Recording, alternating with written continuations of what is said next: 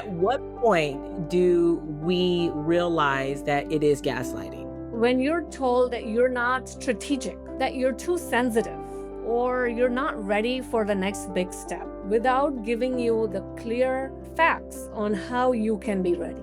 When it happens over and over again, and I say, okay, there must be something that I am doing that I need to change about myself. It was my own quest for validation that really led me to do this research for my PhD. The minute you are aggressive, or you speak about your own rights, then you're labeled as troublemaker. How can an organization better support employees who are experiencing bias? It starts with the culture, and it starts with how are they communicating their values with the employees.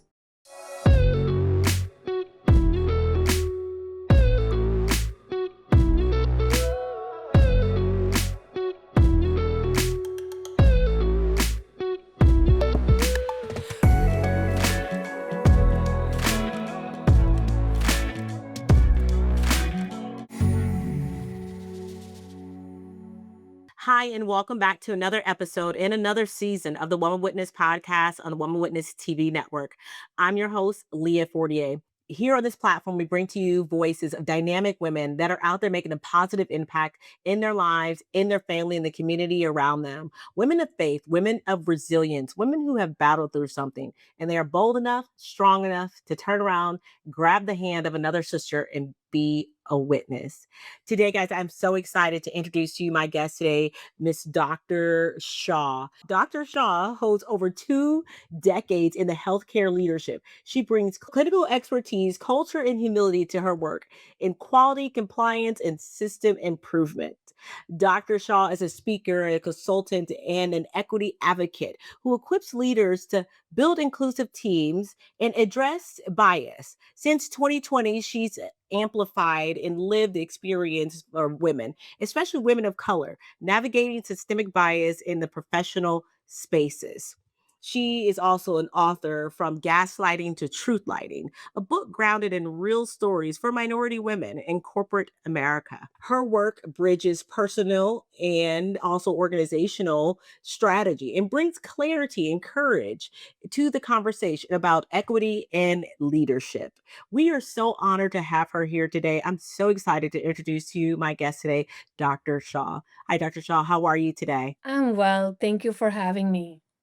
Well, thank you so much for being here. I'm excited to get into your book, get into your story. You wrote a book from gaslighting to truth lighting. And before we get into it, I just want to just ask you just the basics.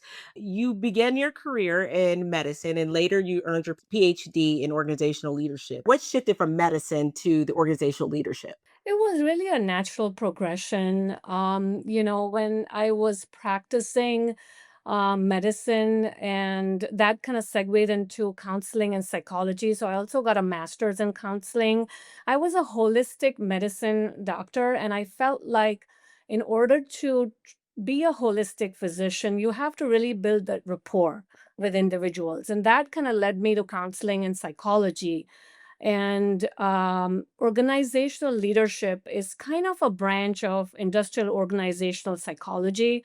So it's kind of, it just all was a career progression for me. I always wanted to do PhD, and I chose organizational behavior because I'm really passionate about human behavior. Yeah, which is amazing. And I love how you transition from that. Let me ask you, can I just ask you, for those who are listening, Dr. Shaw, before we jump into the meat and potatoes of this interview, a lot of people don't know what gaslighting is. Mhm. I do believe that this is something that has just begun to be highlighted. It's been happening. Let's be clear. It's been happening for years. Okay. But Mhm. now there's voice to it. Now people are openly talking about gaslighting. Can Mhm. you just give us like just the basics? What does gaslighting look like? Yeah, absolutely. And so gaslighting, the dictionary definition really is that it's a form of psychological manipulation where it's either a person or a group that makes someone question their reality, their memory, or their perception. So it often involves either denial, it involves misdirection, It involves lying or deception. It involves contradiction. And it leads the person feeling confused and doubtful about their own experiences and their own sort of mental stability. That's good, and you're absolutely right. I mean, I can tell you I've been there several times, right? Let me ask you for if we wanna kinda dig just a little bit deeper, just a little bit beneath the surfaces, just a little bit around gaslighting. At what point do we realize that it is gaslighting? At what point do we realize that maybe it's not us? Is this work that we need to do on ourselves? Is this work that we need to point out in that person? "Hey, you were the one with the problem." Talk to me about how to separate. That's a really good question. And it's a very insightful question. Each one of us really need to look at our own internal insecurities, examine our own self, and be kind of self aware. Is there something in me that is making the other person kind of take advantage of me? Am I standing up for myself or not? And so there is definitely a component of self in it. But what happens is when it happens over and over again. So let's say, I experience it once and I say, okay, there must be something that I am doing that I need to change about myself. But then it keeps happening over and over again. And then it really erodes your sense of self. And you start to lose yourself. You start to lose your own personal truth, your own value. And if you keep letting that happen, then it's going to create a very unhealthy place for you, like mentally. And so you are right there in terms of doing some sort of self awareness to see, is this me or is this really external? And in my book, really, I talk about it in the context of workplace. So it's not really what we know gaslighting as an abusive kind of pattern or a power differential, but it's more subtle. So, Mm, for example, you are there in a meeting and you yeah, share an idea or you speak up and it's completely dismissed. yeah. There is no feedback, there is no Mm, reaction to it. And then you leave the meeting wondering, like, what just happened? You mm. know? And then if it happens over and over again, like, are you being positioned to fail? And are your ideas just continuously dismissed? And so eventually you're gonna be like, well, you know what? Forget it. I don't think I'm gonna speak up. Yeah, yeah. Oh, Yeah. that's good. No, go ahead. You were getting ready to say something? Or Yeah, no. So I was gonna say, and it keeps happening over and over again. It erodes your confidence and it erodes your sense of self-trust and your own abilities. And I've seen that too many women, too many talented women question their own self-worth and their own abilities because of these kind of subtle behaviors, which I call them gaslighting. thank you for bringing light to that, and you're absolutely right. I mean, I can tell you I've been there too many times on both sides, either in corporate America or, a corporate setting or, the other one. Let me ask you, how did you experience moving from like the Eastern to the Western cultures? How did that shape the way you see power, identity, and leadership? I grew up in the East, and a lot of my experiences there was more related to education. I did work as a physician there for a little bit before I came to United States. But East is definitely a more collectivistic culture, and West is definitely more individualistic culture. Hmm. Now, although I grew up in the East, I always wanted to, and this was in the late 70s, right? And there was a strong patriarchy, which not to say even here, we still experience patriarchy, even in United States, although it's the most powerful nation. So imagine how much it would be in the East, where women did not have, rights back then. So but I grew up in a very forthcoming family. They were very forward. I had all the privileges that I needed. I had the best education. I lived in the best neighborhood. I had great friends. We had financial stability, all of that. But when I came here, suddenly I felt like I was not that privileged. I was a woman. I was at the intersection of race and ethnicity and gender.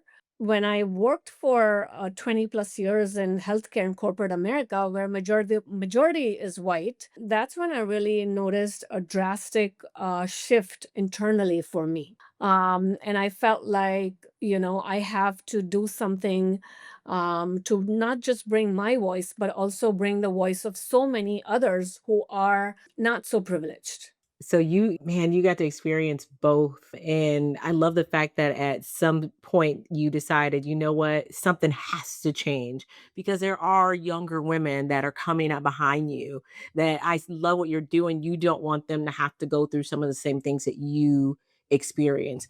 Let me ask you, what actually, let me ask you this. What patterns did you start noticing in the stories of in the stories women were sharing with you? Did you ever like connect with a colleague or someone that you were helping that experienced this type of gaslighting, this type of Mhm. shutting out, if you will? Through my interviews with women across industries, I noticed three main things. Number one is women of color or those who are not so privileged, underprivileged, had to work harder than their white male counterparts. They reported constantly having to prove themselves and their values as compared to their male peers. So that's number one. Number two, they face additional headwinds, additional challenges, and discrimination. And number three, they did not have the same advantages as male did, especially those in mid-level management in terms of pay and in terms of opportunities. Yeah. Yeah, I can get into that. Let me ask you, gaslighting is a powerful word. A lot of people don't really like hearing it, okay? Especially if they're the one doing the gaslighting. How do you define it in the context of corporate environments and how do you address it? Yeah, yeah. And so, like I said earlier, in the corporate environment, it's really subtle. It's not like, somebody is screaming at you. Well, sometimes it does happen in corporate environment, but it's not that prevalent. But it's more subtle, like someone telling you that you do not have an executive presence. I was talking to a friend of mine recently in our cafeteria, and she said somebody once told her that she did not have a tone of a leader. Okay. When you're told that you're not strategic or that you're too sensitive or you're not ready for the next big step without giving you the clear facts on how you can be ready. Right. Right. How do you address it, Dr. Shaw? Yeah. So the first thing is really to validate somebody. And it was my own quest for validation that really led me to do this research for my PhD. Because I was really feeling frustrated and confused and lost. And I needed to know I'm not alone. So that's the first thing, to validate somebody's feeling and to say, hey, wait a minute, you're not alone. And this is what you can do. So for leaders, if I was a leader, then I would do three things, which really are the essence of truth lighting. The first thing is validation. The second thing is positive affirmations. We all need to hear from our parents or our, mentors. We need to hear statements that tell us that they believe in us, right? So we need positive affirmations. You can do this. Go nail it, or you can ace this. So you need people to believe in you, and you need others to be confident in you. So that's positive affirmation. That's number two. And the third thing really is to provide actionable feedback. Acknowledge their contributions. This is what you have done great this far. So do more of this. And this is what you have done not so good. So I would do less of this. And then provide actionable feedback. These are the three things you can do in the next 6 months to get to this level. Yeah. Yeah. Okay. Okay. I totally I love the framework. I love where you're going with that. And so this is what you go in and you teach leaderships. You have conversations with them on how to correct it, how to break the norm of what they're used to, their culture, of how they're running things in their individual offices to bring about truth lighting. Okay, let me ask you this. You worked in a complex healthcare system, you focused on quality and compliance. Where do you see the intersection between systems thinking and equity? That's a great question. Equity is not just an individual problem, it's definitely a systemic problem. And I'm going to talk about it in the context of the interviews that I did with women and what I found in those interviews. Okay.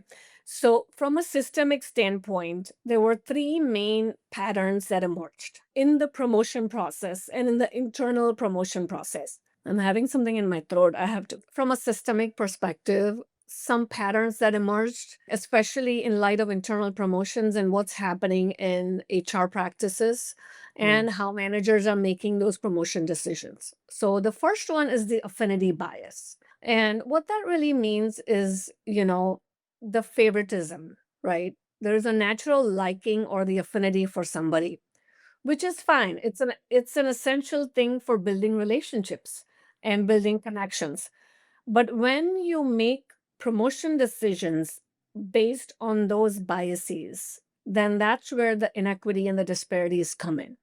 So you want to hire for qualifications and you hire want to hire for merit and for competency versus hire for favoritism. yeah. And what I noticed from the interviews is majority of the times they either knew who they're going to promote and they were posting it just for formality, or they were developing somebody that they think would be a best fit. So there's definitely that affinity bias. There's definitely that in group, and people those who are in group, they are considered for promotion. And the women of color are naturally to a disadvantage because sometimes they don't relate to the people and so they don't go to, let's say, happy hours because they don't connect well, or they may not drink, or they're too shy. So, and that's an example of a good systemic issue, right? Like if you're having activities that only one particular culture can relate to, then everybody's not going to be able to come and attend it. The second systemic inequity that I noticed is rigid human resources practices. So, in light of the promotions, some companies have a cap in how many people they can promote or what percentage of salary they give when they get promoted versus when they bring somebody from the outside. Correct. Yeah. So that creates a disparity and inequity. And then we know, obviously, this is not a new fact about pay inequities. So women who come into leadership roles get paid way less as compared to incumbent male who left the role. And so these are kind of systemic issues that come into play. But then when we talk about individual at the individual level, it's that relationship between that manager and the employee. And how healthy is that relationship? You know, is the manager advocating for their direct reports with other departments when they meet other supervisors to say, hey, this person is really great and they would fit this new role, a leadership position that you're creating? So, is the manager supportive? Is the manager advocating for them? And is the manager building that relationship of trust? Yeah. And trust is a really interesting phenomenon. It can be transactional in a corporate environment. Mhm. And so, are we building trust for growth or are we building trust which is just transaction? That is so good and so true. And let me ask you, many organizations say that they value diversity. Where do you see the biggest gap between intention and inaction? So, I do a lot of speaking engagements. And when I talk about these things, you would think that the people that really need to hear this is the leadership, right? I don't see leaders in my sessions. That's just the stark reality. That talks about inaction, right? But I talk in my book about intentional mentoring. And those that are not so privileged, They need intentional mentoring. So I urge all the leaders to say, hey, you're at this privilege and you have this power. And so take on one or two mentors that you can intentionally mentor and focus on their growth. That kind of led into my next question because I was going to ask you, what do you feel that leaders are still getting wrong about the inclusive leadership? Do you feel like they're not doing enough training? They're not taking it serious? These are my words, but let me ask. For sure. And this is not reflective of all the leaders. I am the last one who wants to stereotype that. But those that are not getting it, right? Either they are too afraid. Sometimes it can be a scary place for those that have not been at the intersection of race, gender, or those intersectionalities. It can be a scary place for some leaders. It comes from that fear of the unknown. It comes from, I don't want to say the wrong thing. And more so now in this environment that's happening. And then other times, they don't even realize it's lack of self awareness, That's lack of awareness of their own biases. yeah, And now, when DE&I is under attack, at least we used to have some implicit bias training, and there was that awareness that was created, right? yes, After it was. George Floyd's death, Mhm, all the way up to a couple of years back. But mhm. now, across the US, DE&I is under attack. Yeah. And so, that those implicit bias trainings are not happening, but I feel like it's very important, not just for leaders, but for everybody to understand their own subconscious biases. Hmm. And for those who are privileged, need to reflect and think, what am I doing with my privilege? I chose to write a book, Hmm. and um, each one of us can think to ourselves, what can we do to make a difference? Would you say that DEI, that training is still necessary and still needed? Absolutely. Absolutely. And some companies that are global, they still haven't gotten rid of it from my experience, because I still go to speak in those companies. And they realize the importance because they have their locations in different parts of the world, right? And their companies are heavily diverse. And so, to a certain extent, they already have the culture that embraces it. You know, do you have the culture? My whole point is, do you have the culture that accepts everybody's reality? That's all I'm asking for, is to honor and respect everybody's experiences and to develop that trust and to provide clarity. I love it, and I'm glad that there are still companies that are still doing it. I don't think it should just be wiped away, gone, and because someone said so. Let me ask you, from your research and from your writing, what are the most common ways biases show up for women of color in professional spaces, other than just some of the things that we spoke about earlier? My research is more focused on the internal workplace promotions, right? Now, in addition to the affinity bias that I talked about, women in general face a lot of gender biases, right? Like, you're expected to behave a certain way because you're a woman. And the minute you are aggressive, or you speak about your own rights, then you're labeled as somebody who is a troublemaker. You know, I was told that because of your ambition, you are applying for any position that you're going to get more money. And I say it's nothing wrong for women to be ambitious, right? When women are ambitious, then they are being greedy, right? But when men are ambitious, then they are truly considering their growth and they are being professional. So, the biases that happen at workplace are kind of the same biases that women have faced for a number of years because of gender discrimination or gender biases. Have you seen any biases amongst women with children? Oh, absolutely. Yeah. So one of the person I interviewed, she was pregnant and she applied for a higher leadership position because that opened up. And when she went for the interview, there was only the hiring manager. And originally in the invitation, there were four other people who were going to be in the interview.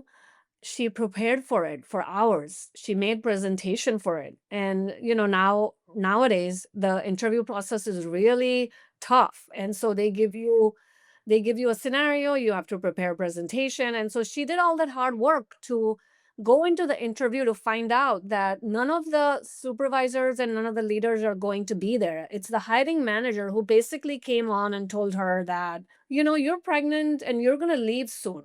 So, Uh-huh. yeah. Wow. And we Wow. need to fill this position right Ah, away. So I mean, I don't have to say anything more, right? You can just understand how she must have felt. yeah. Yeah.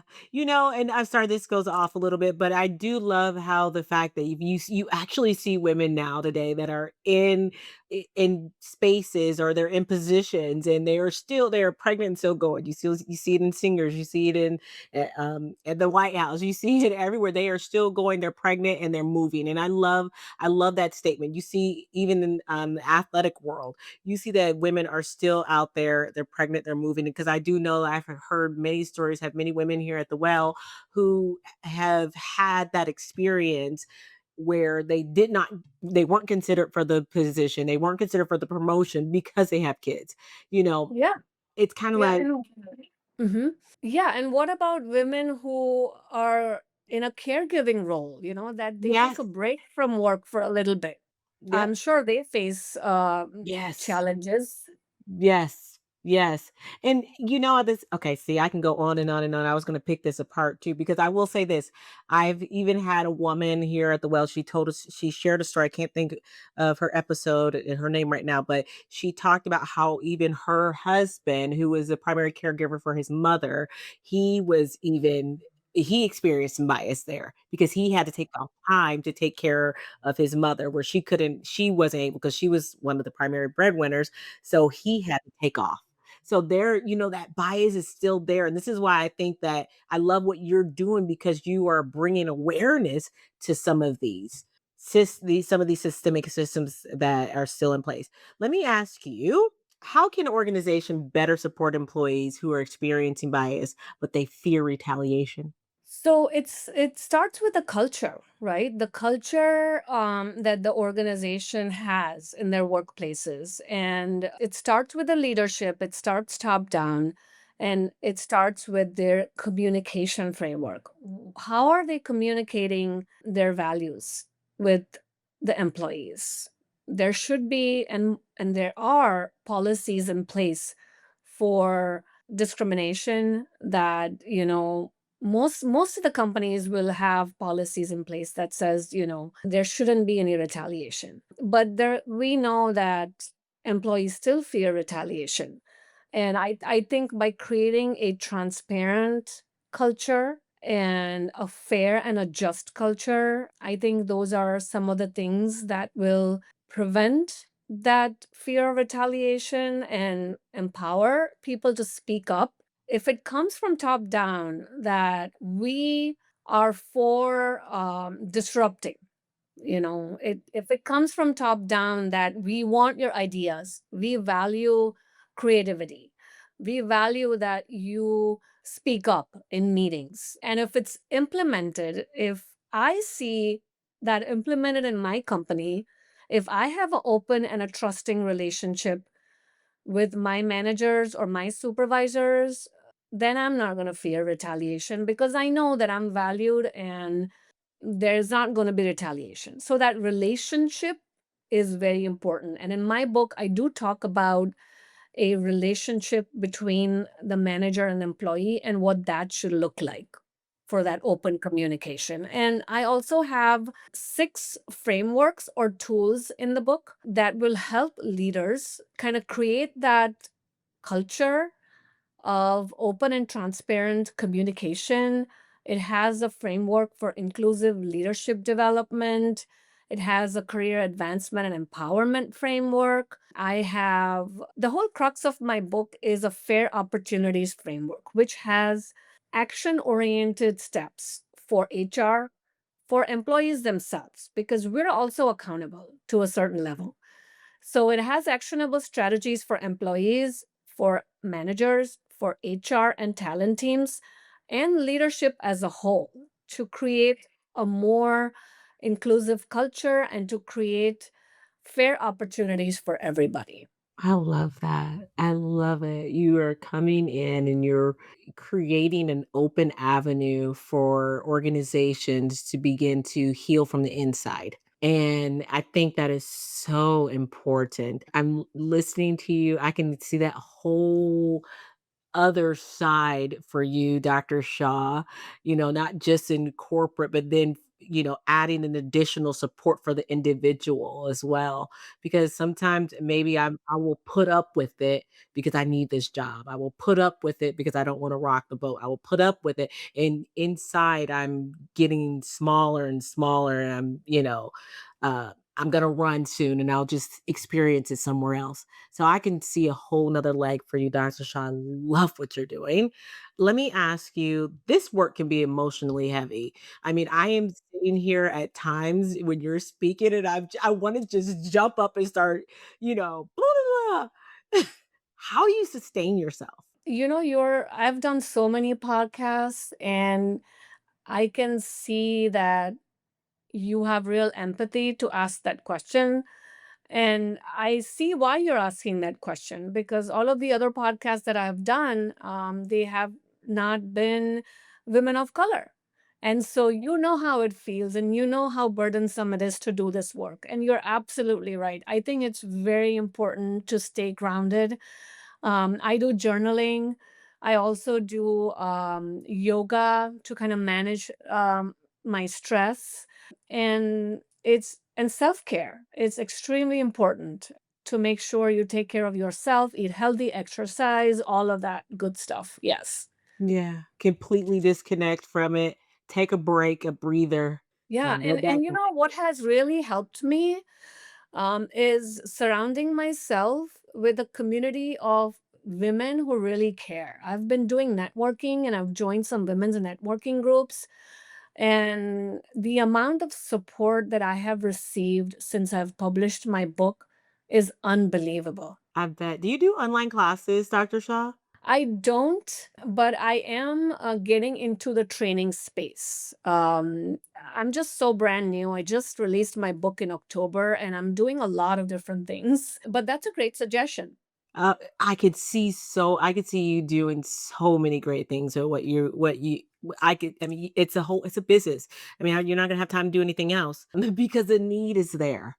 The need is there, Dr. Shaw. There are a lot of organizations, there are a lot of people with companies, whether it be like a small mom and pop shop or a big corporate entity. They want change. They want to see change, but they don't know how to introduce it without completely shifting everything and, making, upsetting everybody, but they want to change the culture of their businesses. And I think what you're doing is fantastic. You're about to give voice to so many people who feel like they have lost hers. Let me ask you, as we're closing, what gives you hope right now? Just the fact that I'm a woman, who is not afraid of my own vulnerability. Mm, I'm not afraid to try and fail, right? that's good. And it's and that's why I talk about truth lighting because if it is coming from a sense of purpose and confidence, Mm, then you know that you're being true to it and it is the right thing to do. It's the women like you that give me hope, to keep pushing the needle. yeah, we need it. Mhm. We need it. We absolutely need it. And I've seen so much change, but I could see there's plenty of room for so much more. Um, so my goodness. Let me truth lighting, from gaslighting to truth lighting. Who is that target audience? Who needs this book today? Sure. So Women who are looking for career advancement, um, because the interviews that I did have real stories of perceptions of these women and what worked for them and what didn't work for them. So some were successful in their leadership journey and some were not. And those who were not successful, even their stories are really inspiring. Like I had tears in my eyes talking to one of them. So, women definitely who are looking for career advancements, organizational leadership, anyone looking for a systemic change in how they're looking at workplace promotions, how they're looking at retention, how they're looking at employee morale, HR, HR partners, talent teams, coaches, who are kind of working with the leaders. So I would say all of the above. Oh, that's good. Staffing agencies. Doctor, what you're doing is so amazing. If you could speak directly to women right now who feel unseen, unheard at work, what would you tell her? I would say, be your authentic self and don't be afraid to fail. If you know your true purpose, then you can conquer the world.